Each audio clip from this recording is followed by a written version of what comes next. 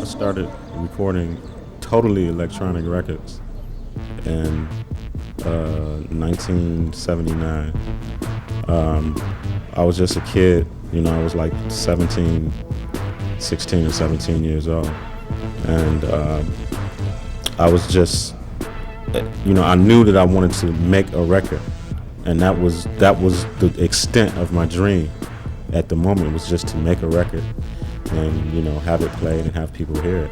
I had no idea that the record would travel to Europe or all over the world, to Asia, to everywhere. And I had no idea that it would influence people from so far away.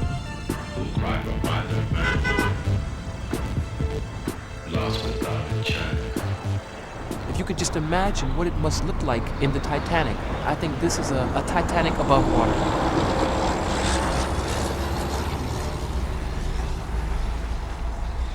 All right.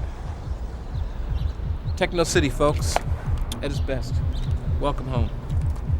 Inside this building was a theater. And they tore out the theater. And they made a car park. But they kept the actual theater. So you parking your car in a theater. And it's fucking scary. Amazing. Look at it, man. Can't you feel it? Can't you see it? I mean, look at these arches. They've been broken off, totally destroyed. At one time, where we're standing was air. People were dancing, singing in this place at one time. This was amazing. This was music. This was life. Yeah, man. It's like the Titanic, like I said, it's like the Titanic. No, I don't feel sad. I feel angry. More angry, Not so sad. Angry. Angry at stupid people. Because nobody cares about, in America especially, nobody cares about these kind of things, People in America tend to let this kind of shit just die, let it go. No sort of respect for the history of this. This is nice. I, being a techno, electronic, futurist, high-tech musician, I totally believe in the future. But as well, I believe in a historic and well-kept past. I believe that there are some things that are important. Now, maybe this is more important like this, because in this atmosphere, you can realize just how much people don't care, how much they don't respect. And it can make you realize how much you should respect.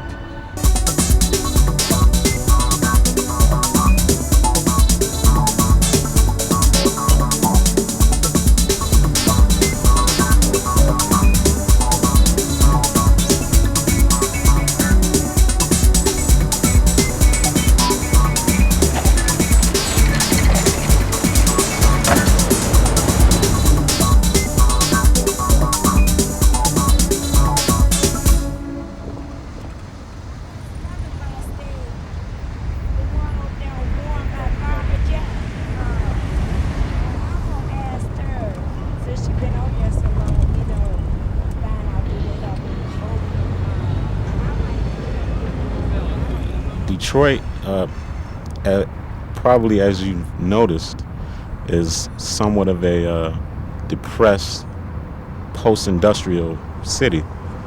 And I think the general attitude here with the powers that be, with the government, with the local government, is that, industry must die to make way for technology.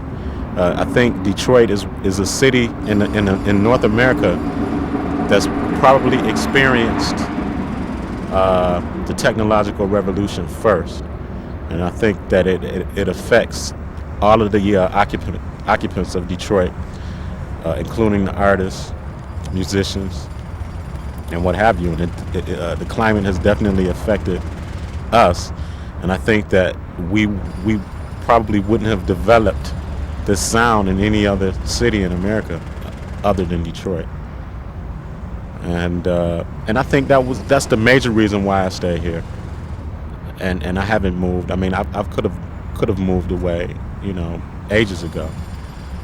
But there's a certain atmosphere here that you can't find in any other city. That lends, I think, to the technological movement. I mean, as far as the industry, I mean, it's so depressive. You go downtown, the major shopping stores are closed. You don't see that in any other major city. I mean, the biggest shopping store in downtown is boarded up. It's almost like a ghost town. You go down there right now, Saturday, it's like a ghost town. You could drive straight through. But I think somehow this lends to the creative juices. And I think that is prevalent in any artist coming from Detroit.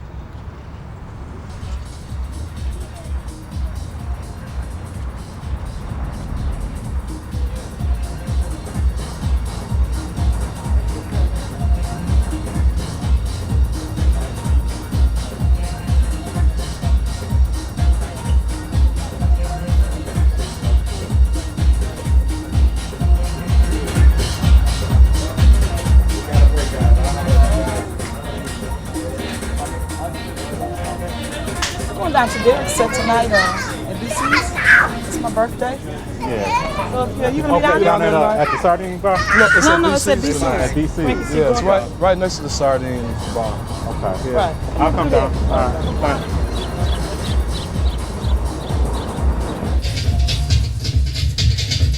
When I first started, I was a DJ. I had no idea I would end up making music. I used to be around Juan Juan Atkins, and we were kids, man, but I learned more then. Fundamentals have stayed with me all my life. When I watched him, I was able to understand how to feel the air, how not just to breathe the air, but to feel the air.